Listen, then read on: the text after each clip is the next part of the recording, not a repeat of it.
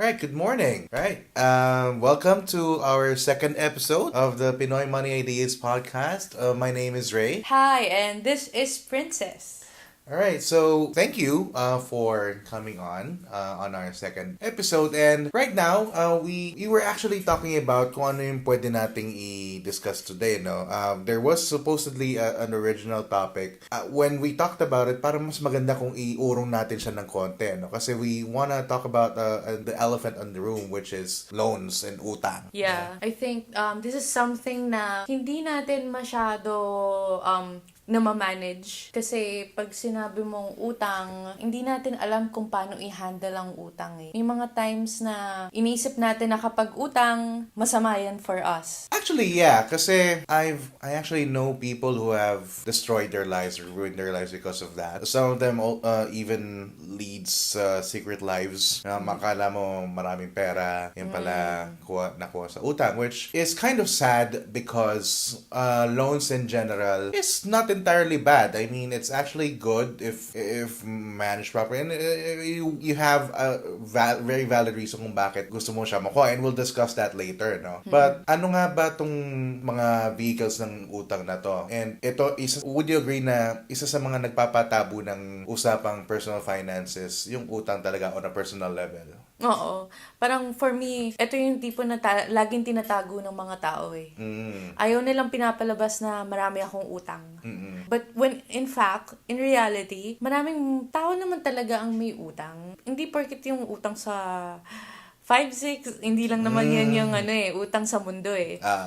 Or utang sa mundo natin. There are different types of utang na you can use as a positive thing. Na hindi lang siya negative. Tama. Well, actually, in whether it's on a personal level or business level, loans are normal. Yes.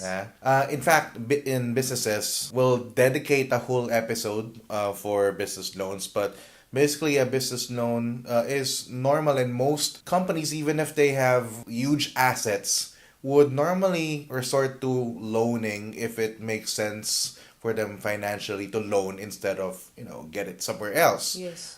For capitalization. But again, we'll dedicate a full episode for that. But that's one of the one kind of a loan. Another is, of course, definitely na applicable sa ating mga individuals is personal loans. So, kinds of loan style. Yeah. So we have personal loans, again, business loans, next time na lang. Tapos we also have a mortgage, yung mga home loans and car loans, diba? Yung chattel mortgage, yung kung tawagin, si car loan.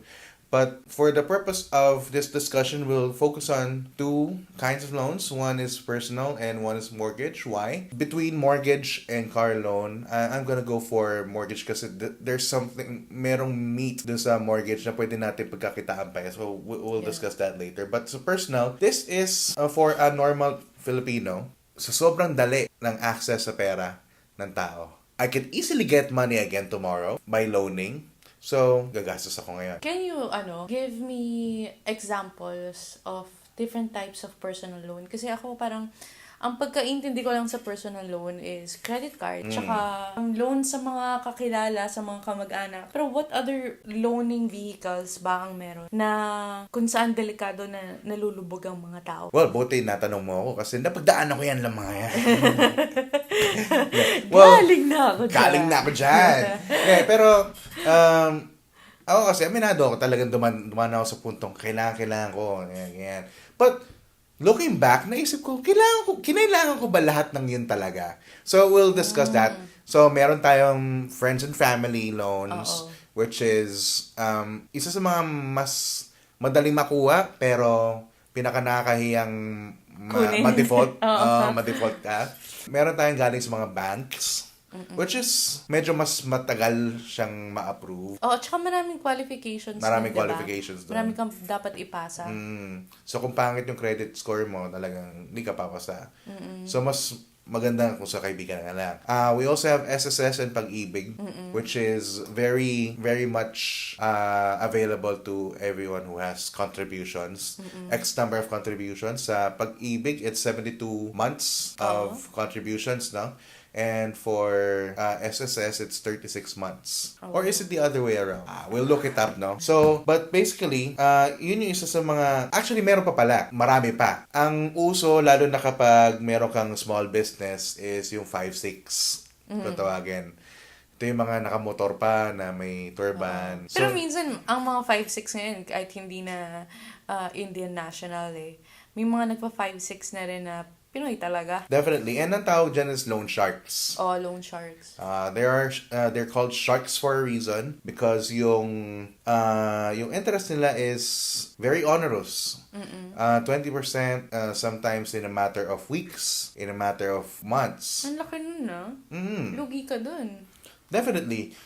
Yun nga pero babalik pa rin tayo doon sa mga reasons kung bakit nga ba naglo-loan ng tao. So, there are some who loans because there's an immediate need na hindi mahintay yung sweldo. Number 1. Oo, pang cover sa sweldo. Right. Meron silang gustong bilhin na feeling nila kaya nilang palitan eventually. Meron naman na emergency talaga. So, may mga bagay talaga na kailangan paggastusan immediate. And loaning is one of the fastest ways to get money. But medyo usisain na natin ng konti kung bakit, kung ano yung mga bagay na dapat nga ba pinaglo-loanan natin. Number 1 is emergency. Fine. Kung medical emergency yan, hospitals, kahit naman siguro anytime that I need money, kailangan kong mangutang, I'll go for it. Kasi if it's a loved one... Oo, lalo na kung life yung yung pinag-uusapan. Life nung tao, health nung tao. Yeah, that's a good reason to loan, diba? Right. But we will circle back to that later. Pero another reason is, magbabayad sa tuition. Na kapag kinash mo, mas mababa yung total amount na kailangan mo ilabas versus installment. Oo, sa school. So, ang tendency is, okay, I can't afford it right now, but I can eventually afford it. So, okay, I'll take a loan para ma-delay ko ma-accomplish ko pa rin yung delay of payment in some way, pero makuha ko yung advantage ng paying one time in cash. Yeah. Pero, hindi ba parang nakaka-ano rin yun na, syempre you have to gauge kung ano ba yung mas advisable na loan na kunin mo for that kind of situation. Baka naman yung interest ng school, pag in-installment mo, baka naman mas mura pa yun compared sa loan interest na kukunin. Actually, nice observation because that's one of the things for you to know kung tama nga ba yung decision mong mag-loan. Kasi if you consider the discount that you're gonna get from paying early, let's say on the tuition fees, ng mga anak mo. Tapos i-weigh mo siya versus sa interest na i-charge sa'yo. So, is it worth it na i-charge ako ng interest na to versus that's one consideration? Or would delaying my payment this way para, bayaran ko ng tuition fee, pero delaying yung paglabas ko ng actual na pera ko with the interest that I'm being charged from the creditor, kahit na mas mataas pa interest yan versus yung discount ko, is it worth it na tinagataga ko yung pagbabayad ko that way? No? So, what do you think is the best way to gauge kung apart from, checking the interest, diba? Ano yung pwede mong i-gauge para masabi mo na, okay, I need to loan this? So, emergency? Tapos, gauge mo kung emergency ba talaga siya, kung kailangan siya talaga i-loan. And at the same time, titignan mo rin yung interest ng loanan mo, kung ano yung pinakamura. Tama ba? Right, tama. Well, actually, ang sukatan dyan is more of medyo relative siya to each person or to each family for this matter. Sometimes, yung emergency medical emergency na isang pamilya is not the same medical emergency of the other. Yes. Diba? Which, okay, babalik na tayo sa sinasabi kong mag-circle back tayo. The fact that you have to loan for an emergency only meant that you do not have an emergency fund. Yes, syempre, exactly. Yan, exactly. So, dun tayo, babalik na naman. So, the medical emergency of one family may not be the same medical emergency for another family in terms of what they have as resources. So, if yung may emergency fund, medyo kinulang lang, then okay, good. Kailangan mo lang talaga mag-loan kasi may emergency fund ka, kulang nga lang. Oo. Pero, pag nag-loan ka because wala ka talaga emergency fund, that's a totally different thing. Meron ng reflection of your lack of preparedness. Which is why the next episode would be very, very beneficial for those people na marami pa tayong mga Pilipino talaga walang emergency fund. Oo. May mga times na kinailangan ko ng emergency. Buti na lang may HMO. Oo. Yeah. HMO. Kaya lang, minsan kulang talaga yon. So, we have to set aside funds. Yes. Kaya lang, yun yan, may mga yun yung specialty funds na kailangan mo set aside, like, let's say, mga anak kasi misis mo. It's not an emergency fund per se. Kasi meron siyang pinaglalaanan. It's not an emergency. An emergency is something you could not foresee happening. Yes. Hindi mo na foresee ng mga anak. 9 months. In 9 months, hindi mo na foresee. Yeah. Hula-hula. So, hindi siya emergency fund. Tumataba lang ako. Hindi siya emergency fund. So, technically, it wasn't an emergency fund until yung funds ko wasn't enough to fulfill yung maternity, basta yung hospital bills nung dineliver yung bata. Hindi ko naman inaasahan. Ang pinaka-emergency ko, quote-unquote emergency ko, is the fact that it took us like 8 days before she gave birth. So, yun yung emergency sa akin. I had to, di ba? Buti na lang, the trusty SSS and Pag-ibig loan was there for me. Alright. Pero meron ako naitabi. Oo. Kulang nga lang. Apart from the emergency fund, what other reasons could we be having to consider? Ito ang harsh reality kasi. Sometimes, we want something that we cannot afford. Oo. So, may mga kilala ko. Of course, I won't name names because this is gonna be public. But, there are people that I know, and it's sad, that they're living in a world that they have, a make-believe world that they've created for themselves. Living in marangya, ika nga. Yeah, yun nga yung living above their means. Yan. Which is, I'm not sure kung if it gives them satisfaction to be seen by people na, ay, maraming pera yan. But deep inside, marami pala silang utang din. Hindi lang. Kasi, is the trade-off worth it? Kasi, I'm big. I'm a big figure among these people. Kasi, maraming araw akong pera, no? Kasi may bagong mga cellphone, may kotse ako and all that. Pero, is it worth it na araw-araw hindi ako pinapatulog? Ng utang mo? Ng utang na to? Sure ka ba na hindi ka nila pinapatulog? Or baka natutulog sila ng maayos? I'm not sure. Pero hopefully... But the topic now will be how to manage that. How do I identify what are the things that we need to consider bago loaning. mag-loan or even preventing that from happening. Yes, preventing that from happening also. So definitely, using loan to your advantage, diba? Yun, sure. Pero going back to what you said na sabi mo to prevent that from happening. So may mga banks, I'm not sure kung pati mga 5-6 mga loan sharks can accept some sort of either an installment plan. Kung nabibigatan ka sa monthly or basta yung bayad mo is gusto mo lang pahabain lang and paliliitin yung bayad mo. At the same time, pwede tayo ito, nagawa ko na to once sa college. I had to do a promise to pay, a promissory note. Kasi kapag sa school kasi is no exam, no pay, no exam. Oo. Right?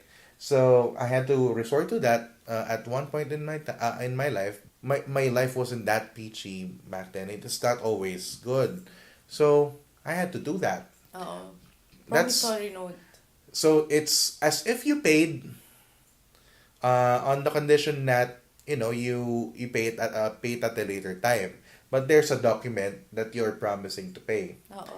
Although, technically, wala namang nakukulong sa utang, they can always sue you at a small court for a claim. Small claims court. Small claims court. Kasi they're just gonna claim some of money. That's it. Pero hindi ka naman makukulong. It's just that they'll drag you into that kind of mess. Alright, so a promissory note is pretty much a document that you present to whoever your creditor is na sige, you're promising to pay. Ano ba to? School lang na tumatanggap ng promissory note? To my, based on my experience, yes. Schools lang. Yung mga informal lang na utang, hindi siya yung katulad nung sa mga banks. Kasi banks would... Banks talaga hindi. Walang No. gano'n eh. I owe you, bank. Sorry. Sorry, There's, wala. Hindi ko walang makakatang ganon. dyan. Kasi, hindi ko, maintindihan ko yung sa mga banks kasi that's one of the main sources of their income is yung business, interest. That's business eh.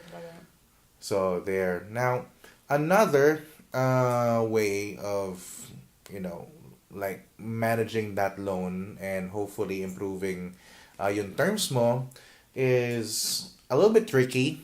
It's called debt consolidation. Medyo tricky siya because yung katakot-takot na mathematical judo ang kailangan mong gawin to make sure that you're making the right decision in terms of who to pay first, who to loan from based on interest rates and the tenor of the loan. So, debt consolidation, ito yung titignan mo yung mga utang mo. Tapos i-gauge mo kung ano yung dapat mong unahin. Yes. Based on relationship muna, ganun? Hindi. First of all, ililinya mo muna yung mga utang mo, no? Parang napakarami. Ililinya mo silang lahat, ganyan. Oy, may mga tao ganyan talaga. Maraming utang. Ililinya mo silang lahat ng ganyan. Tapos, ang purpose mo is mangungutang ka to pay off all or most of your debts. Di ba? So, sige, titignan mo dito, alin ba dito yung magjujuna? Oo. Sino ba dito yung mga taong kapag hindi ko binayaran Mag-aaway kami or ipapahiya ako? Oo. Kasi that's later discuss natin kung ano yung mga effects ng mga hindi pagbabayad, no? Tapos alin dito yung malaki yung interest so kailangan kong bayaran ko na agad. And then you choose another loan to cover that para number one, hindi magalit sa yung mga dapat magalit. Yes. Number two, yung mga interest rates sa matataas, na-avert mo na yung pagtaas pa lalo habang tumatagal, di ba? Habang tumatagal ang loan, tumataas ang interest charges. So, you wanna stop that. So, babayaran mo na kagad siya, tatapalan mo na kagad siya. So, check mo yung interest charges na. Yes. Now, the main purpose of that is not, well, of course, stopping the interest rates from moving. At the same time, ang isa pang advantage niya is it allows you to just manage just one loan. One or two loans kung talaga gagawin. Kumbaga, from multiple loans, kokontiin mo yung creditors mo. Para hindi magpatong-patong. Yes. Pauntiin mo yung creditors mo. Kasi lalakayan mo yung loan sa isa, babayaran mo yung maliliit na loan sa kabila. Okay, so consolidate yung interest. Yeah, and the loans themselves, in fact. Kasi the objective is, again, to stop the interest from growing and para kumonte yung iniintindi mong tao. Oo. Para hindi yung magbabayad ako this week, tapos due date na ulit ako sa kinabukasan. Para isang due date ka lang. Yes. Magandang ano nga yun. Maganda siya if you manage it correctly. Oo. Kasi, titignan mo rin, is it worth it ba na umutang ako ng from this institution or from this person to consolidate all of my loans? I-compare ko yung interest rates and all. Tapos, yung tenor. Baka mamaya, igipit lang din ako nito. Kasi may mga, lalo na ngayon, may rampant na kasi ngayon yung mga apps na nagpapautang. Oh. Ako never ko pa na-try yung ganun. Yung mga apps na utang-utang. So, magkano usually yung... Actually, depende. The largest I've seen was 4,000 pesos. On your initial loan. But it could go as high as 20,000. Oh, tapos magkano yung interest rate niya? Ayun yun. Iba-iba? Iba-iba yun. Pero most of the time, if not all of the time, mataas. And the tenors are quick. Ang tawag dyan is payday loans. Oh. Ang tawag dito sa payday loans. So, utang ka ngayon, magpa-process ka ng payment, ng application, kunin niya yung image ng ID mo, yung mukha mo, tapos yung information mo, within a few minutes, yung pera mo nasa bank mo na. Kaya siya ganun ka... Karampant. Oo. Tsaka ganun ka... Yung nakakainganyo talaga kung ikaw yung tipo na tao na kailangan mo talaga. Quote-unquote, kailangan mo ng pera. Right? But then, yung tenor kasi is masyado mabibilis. The shortest I've seen was 2 weeks. The longest I've seen was a month. Oh, so parang pang sweldo lang talaga. Yes. Hence, payday loan. Ang tawag niya. So, hindi ako aware masyado sa ganun. Ako eh. Hindi kasi parang I have this impression na siya eh, scam. Well, in a way, it's... Tatakot ako eh. When it comes to money na online, parang nag-worry ako na baka scam to, baka I need to provide some important details. They will just use, and hindi ko naman pala makukuha yung pera, yung gano'n. Well, in all fairness, na feature na kasi ito sa TV in the past. Totoo to. Nangyayari na lumalabas talaga yung pera. Yung mga app talaga. What worries me is, number one, where they use your information. Well, yeah. That. And yung very high interest rates nung mga loans in the short amount of time na pinahiram ka nila. So, if ikaw yung tipo ng tao na you're living on paycheck to paycheck, mahihirapan ka kasi yung ikli ng panahon na binigay sa'yo na magbayad ka ng utang plus ang laki ng interest, di ba, hindi ka naman nakabawi pa eh for you to be able to pay that. So, ang ending, you probably might end up looking for another app to get another loan there, pantapal dito, and then the cycle goes on. Yes. Di ba? Parang wala siya pinagkaiba sa mga alam ko meron pa nauso sa mga companies na napagtrabahoan ko to eh. Yung mga nagpapautang na hinahawakan yung ATM mo. Yung paycheck mo. Yung payroll card, yung payroll card mo. Bibigay mo yung PIN mo. Tapos doon na nila kukunin yung utang mo. Na installment naman nilang kukunin. Tapos iabot na lang sa yung sukle. Number one, it's the grading. Sarili mong pera iba nagwi-withdraw. Iba nagwi-withdraw para sa iyo. Number two is wala ka ng control do sa sa sarili mong pera. So, kung ano yung abot sa iyo, yun na yun. So, para siyang ganon, medyo ginawa lang digital. Hindi nga lang hinostage yung ATM mo. Hindi nga lang naka-hostage yung ATM mo. Pero still, yung information mo naka-store kasi. So, that's one of the more concerning things. So, going back do sa debt consolidation, if you ever think of doing that, make sure that yung, number one, you pay off yung mga dapat i-pay off talaga. Hindi yung kakaltas ka ng konti doon sa loan para I deserve this eh. Gusto ko ng milk tea kumare or gusto ko bumili ng ganito. Tapos yung iba papambayad ko. Hindi. Ipambayad mo lahat. Tapos bayaran mo muna syempre yung mga matataas yung interest. At saka yung mga kung talagang kailangan mong magbayad na sa mga friends mo, family members mo na medyo matagal nang naghihintay doon sa pera mo. Na naatraso na. Kailangan din naman. Naatraso na dahil sa'yo, di ba? Hiya na lang. Bayaran mo na yan. Tapos, yung ipang-uutang mo is make sure na hindi ganun ka-onerous yung interest. I'm looking at the possibility of a bank loan, a bank personal loan kasi sila hindi masyadong mataas compared to sa mga payday loans. Yeah, yung mga mabilis ang payday loans. Or yung mga SSS pag-ibig loans. Just to be sure that you're given enough time to recover. Oo. Kasi usually mga ganyan loans is matagal ang tenor. What can you say about, kasi ako, may nag-advise kasi sa akin dati na para masulit ko daw yung SSS ko is mag-loan ako.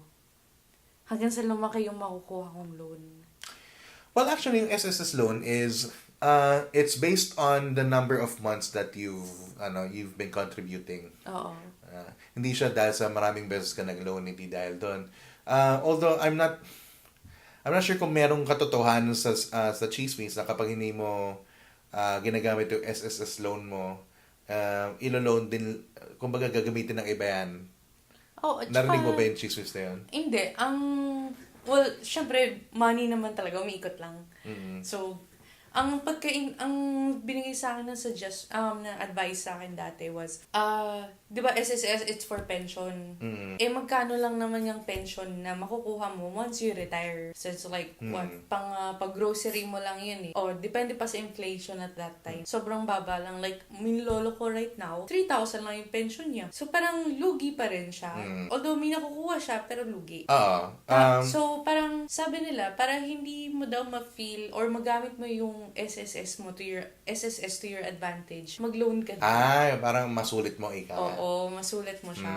Well, yeah, kasi down the line, kasi yung pera kasi naturally would devalue itself. So, kung yung 3,000, sabi mo, yung lolo mo? Oo. Yung 3,000 noon kasi malaki na yun eh. Oo. Malaki na yun dati, ngayon hindi na malaki yun. Same goes with, let's say you get 7,000 today. Yung 7,000 ngayon is quite okay. Marami ka na rin mabibili doon ng grocery. Pero 10 years from now, 20 years from now, 7,000 is nothing. So, knowing that, mababa lang naman interest ng SSS di ba? So, simulan mo sa SSS. If you really need help. Actually, going back to SSS, buti nabanggit mo, si SSS requires that you have at least 36 contributions, monthly contributions. And at least for the past 6 months, you've done some contributions then. So, ang pinaka-minimum mo is around 15,000. At the first one, di ba? Pero kapag naka 72 months ka na, pwede ka na mag-loan ng 30,000, as much as 30,000. So, ang interest rate is quite low compared to sa mga naglilipa na ngayon. Sa banks, medyo okay pa sila eh. Nasa 20-ish si bank per annum. Si SSS, 10.75 per annum. Si payday loans is 20% in 2 weeks. Diba? Diba? So, yeah, SSS is one of the options. Another is Pag-ibig loan, which is could be available for 72 monthly contributions then, up to 80% of your total account value. So, i-total mo lahat ng mga na-contribute mo na, 80% nun yun yung max mo. Na pwedeng i-loan sa Pag-ibig. Kasi, hindi lang puro housing ang pwede sa Pag-ibig, pwede rin yung multi-purpose loan kung tawagin nila. As long as you've contributed, again, at least 6 months, for the past 6 months, and at least total number of 72 monthly contributions. Yan. Tapos ang per annum nila is 10%. 10% lang. So, hindi siya ganun kasakit. Kasi ang tenor naman nila is mahaba naman. Years naman. 1 year. At least 1 year yung bayaran mo. Compared to sa mga payday loans na 2 weeks, na hindi ka pa nakahinga, lumabayad ka na plus 20%. Ang sakit nun. But then again, it's still not advisable to loan as much as possible. Maganda pa rin na you have your emergency fund. Kasi isa sa mga tinitingnan when it comes to budgeting is you pay off your debts first. Yeah. So, as much as possible, if you can prevent yourself from loaning, don't do it. Kasi nga, the only reason that we will be using this alternative to getting money is when you're experiencing emergency or you need it for emergency. Kasi lalo na dun sa mga nabanggit ko mga quick cash loans, ganun ka immediate siya, as in, Oo. at the snap of your finger, parang ganun ka bilis. So it's very accessible. At the same time, it's also very hard to get out of once you are in it. Yeah, pag nagpatong-patong na medyo baka malubog. Yun nga yung sinasabi nila, mga nalulubog sa utang.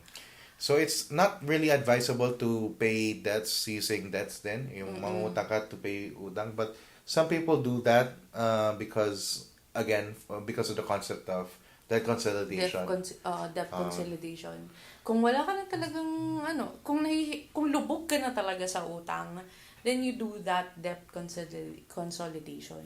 If you have no family or friends that could understand you and could help you out of it. Yeah, we have this mentality here din kasi sa Pilipinas na ayaw natin, ewan ko lang sa iba, pero parang may mga ibang families na or friends na kapag narinig nilang umuutang ka, nagiging talk of the town ka. Yeah. So parang, syempre, naging culture na rin natin na, or mentality nating mga Filipino na nakakahiyang umutang sa mga kakilala. Pero sila yung hindi magkakaroon ng interest. Tama. Ano lang, relationship ending lang kung sakaling hindi mo bayaran, no? Oo. Which is such just as bad as having to pay interest. Pero again, siguro hopefully ma-cover natin siya next episode, no? Kasi magandang pag-usapan 'yan. Yung budgeting kasi you yourself, 'di ba, naglabas ka ng video about budgeting, right? Oo. Iyan na natin siya, palawakin pa natin siya. Yeah, we can discuss different types of budgeting. Actually, maraming mga budgeting books, different techniques, different beliefs about budgeting that we can discuss on our next episode. But right now, we are discussing consolidation of debts and then about loans. So, so we know the disadvantage of having a debt na pag umutang ka, malulubog ka sa utang. Kung utang ka ng utang at hindi mo binabayaran yung mga utang mo. Kasi dahil sa interest. But, when can you use debt or when can you use loans to your advantage? Ito tayo. Ayan. So, hopefully, ma-cover natin na mas malawak pa yung budgeting na yan. Kasi, yan yung magliligtas sa atin dito sa sa paglo-loan na yan. To begin with, ika nga. Next episode, yes, 'di ba? Naglabas ka na ng short video about budgeting. Yes, on my YouTube channel and on my Facebook Facebook page. Nag-release ako ng video about the basic rules of budgeting, which is the 50-30-20. Pero on our next episode, we will discuss more about budgeting kasi there are a lot of budgeting rules, budgeting tips and techniques that we can use. Kasi madami talaga nagre-release ng mga financial experts ng mga style of budgeting. Na iba't ibang... Ang budgeting kasi depende sa personality ng tao yan eh. Your mileage may vary, ika nga. Yeah. So, iba-iba yan. Hahanap pa lang ng tamang timpla. At the same time, kanina nabanggit mo nga yung pension ni Lolo mo is 3,000 lang, no?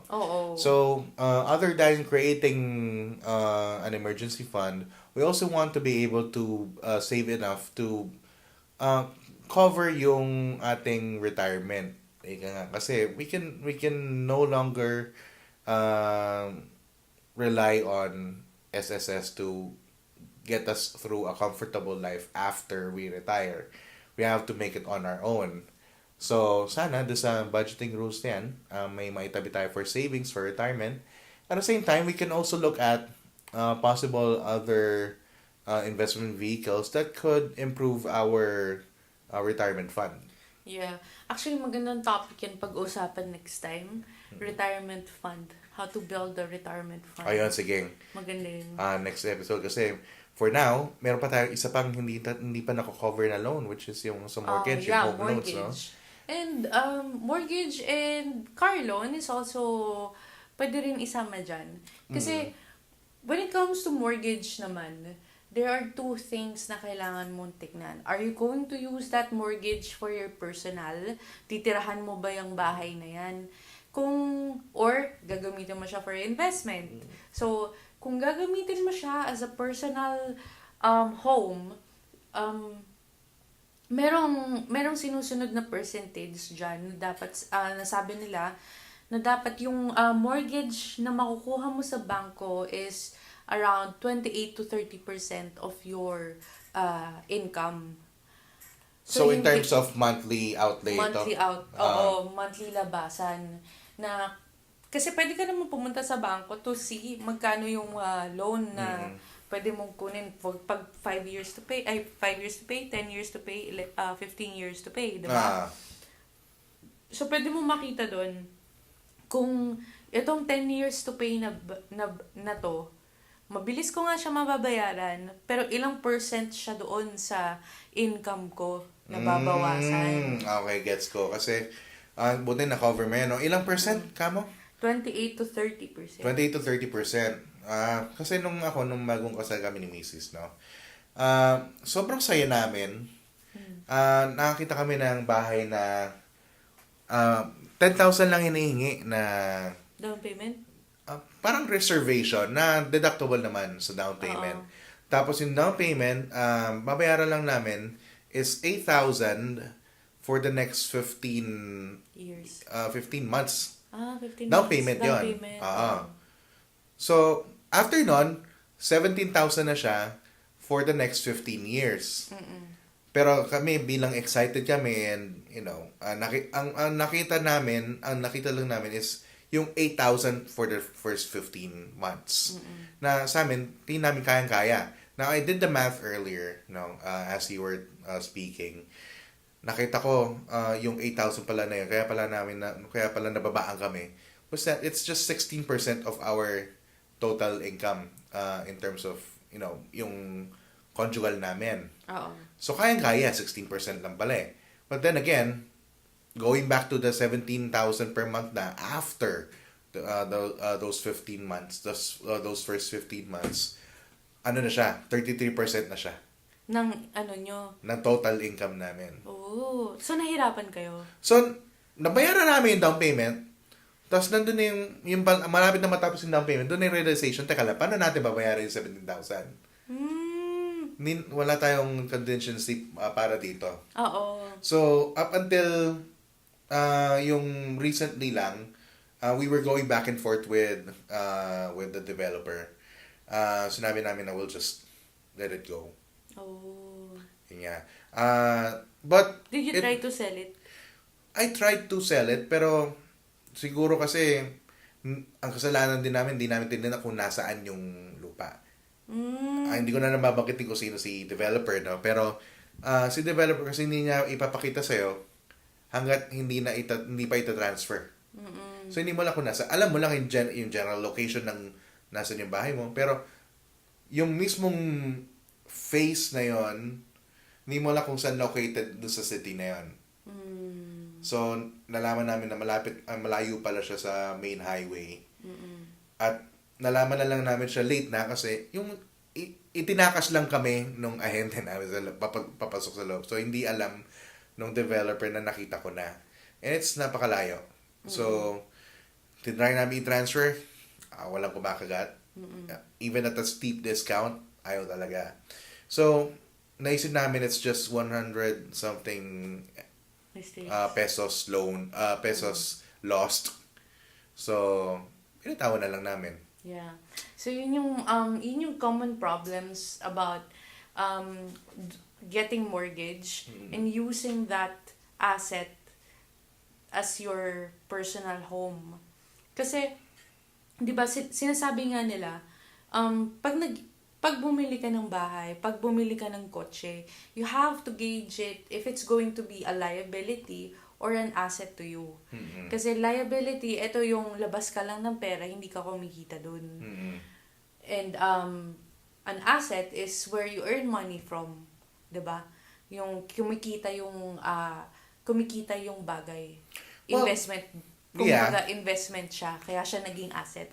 So, doon sa liability part of getting a mortgage, the reason why you have to follow the 30% to 28% rule is because you don't want na dumating yung time na hindi mo siya ma-afford bayaran.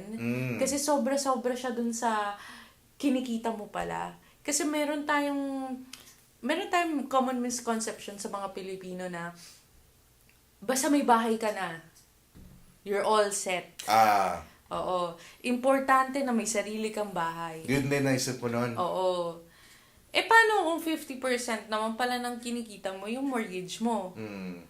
Hindi mo naman pala siya kayang i-sustain in the long run. True. Kahit sabihin mo, mura lang yung lupa, mura lang yung bahay. Mura hindi. yung interest rate. Pero kung hindi naman pala cover nung mo. Hindi swak sa budget mo, may sarili bayad lupa ka, araw-araw ka nga lang mag-iitlog ng ulam. Yes.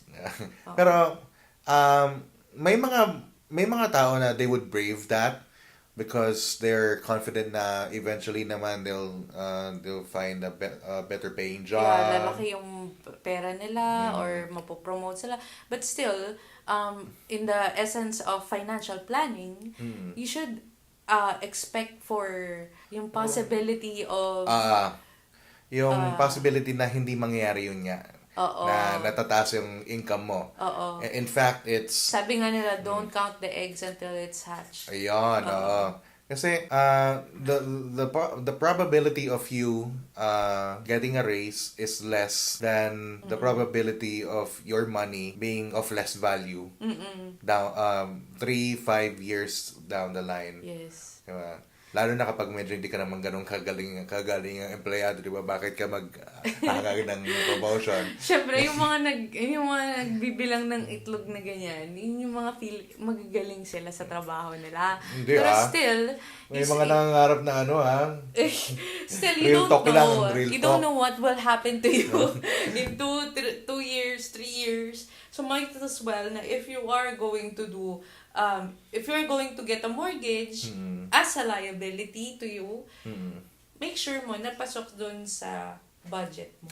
I wouldn't say na it's a complete liability for you to have a home. Although it's money going out, but it could still be an asset if you consider it being part of your legacy, part of your estate if you pass, or if you're gonna use it as a collateral for another loan. Ito na naman tayo sa loans and all. But land and your home are assets until you've paid off. Once you paid it off, then it's definitely an asset. But still, it's only considered as a liability because you are spending money for it na continuous lumalabas and hindi pa bayad yung utang doon. Diba? Yeah. Kaya siya considered as liability. Tapos hindi ka pa kagaling ang empleyado. Tapos hindi talaga ako makaget over. So, kailan nagiging investment ang isang mortgage? Actually, ito yung pinakamagandang part na sabi ko, pwede mong maggamit yung loan to your advantage. Ito yung, actually, nauuso to ngayon yung kukuha sila ng condo at paparent nila. Pero there are things na you have to consider.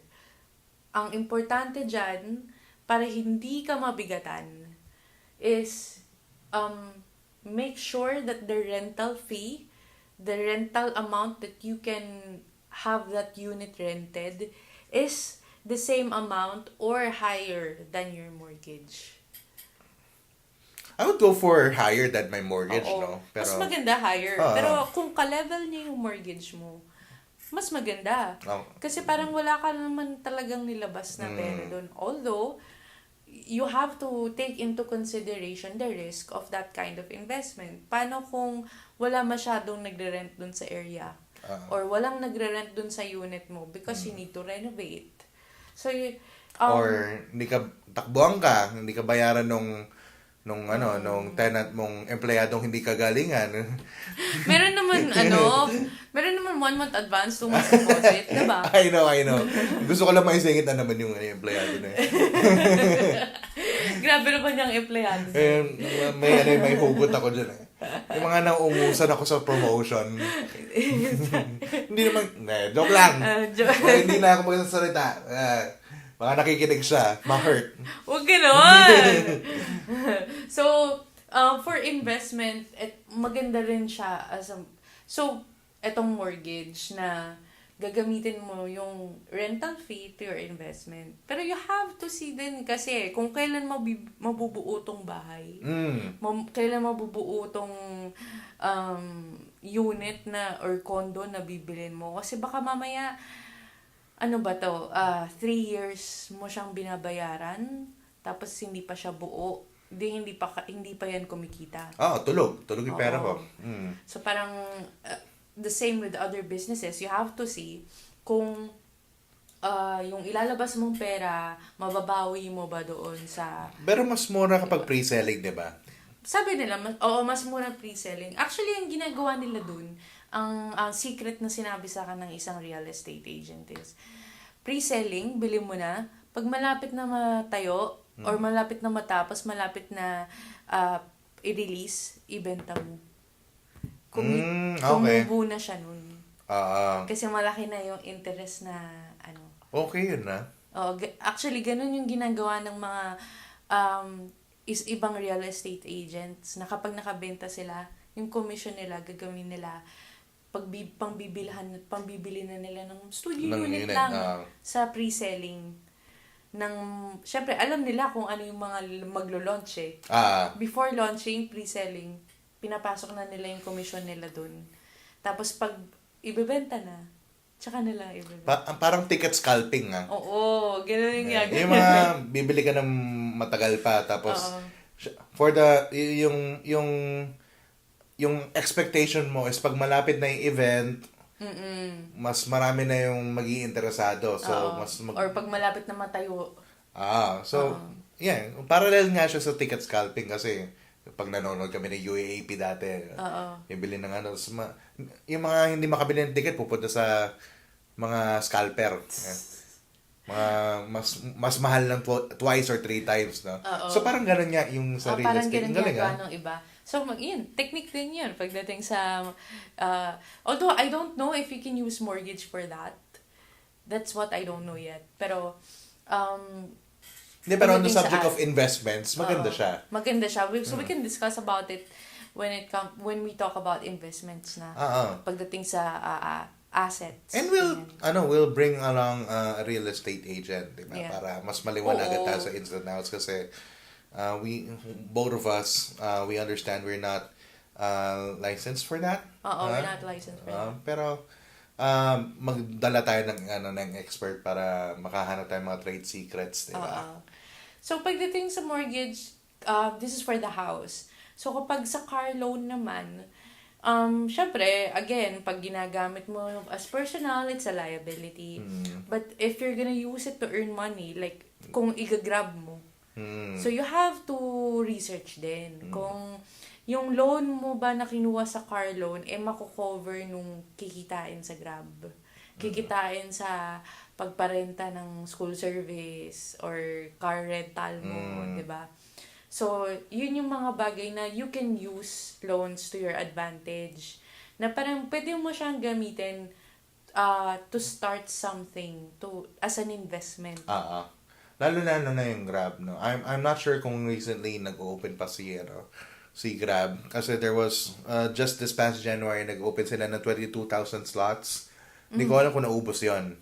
Pero marami kasi nakaabang dyan noon.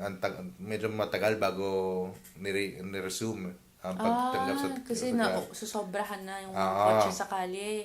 Exactly. Pero ang ganda kasi ring investment in terms of a business kung ikaw yung tipo ng tao na you don't want to do a 9-to-5 job anymore.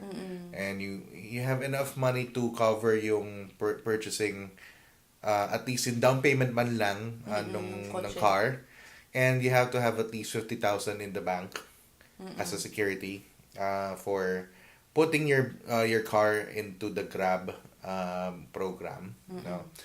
Then if you have that, then it's not a bad idea. Why? Kasi magkano bang ang estimate ko sa mga nakakausap ko, no, na mga Grab drivers, at the bare minimum, pag tinatamad sila, mga 4 to 6,000.